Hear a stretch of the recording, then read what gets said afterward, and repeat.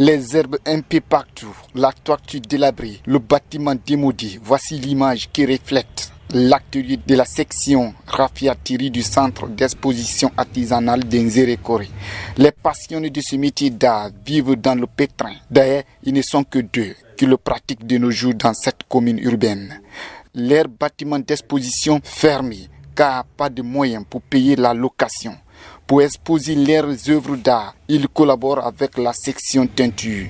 Pourtant, il y a de cela plusieurs décennies, ce métier fait des preuves de son existence dans le pays. Avant, nos parents faisaient des boubous typiquement en raffia.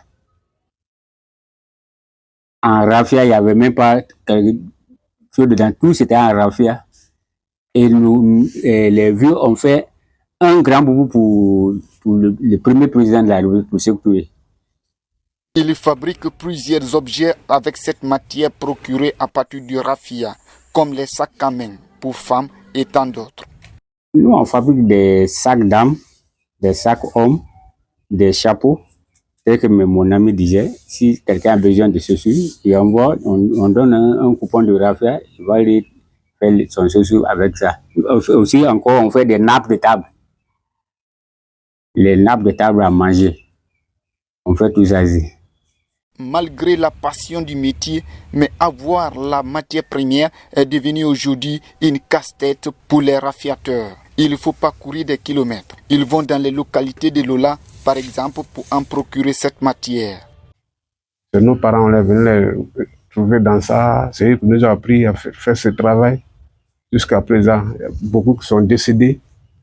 On est là maintenant, c'est nous qui restent pour le moment. Actuellement, on puisse parler derrière Lola. On va aller payer ça là-bas. Dans un petit village on appelle Joukweta. Après cette génération qui pour héritier ce beau métier d'art qui faisait sa convoitise autrefois. Si hier les jeunes s'intéressaient à ce métier, tel n'est pas le cas aujourd'hui, confirme cet artisan. Là, quand on demande à un jeune de venir apprendre ce métier-là, ils vont dire que c'est un métier des vieux.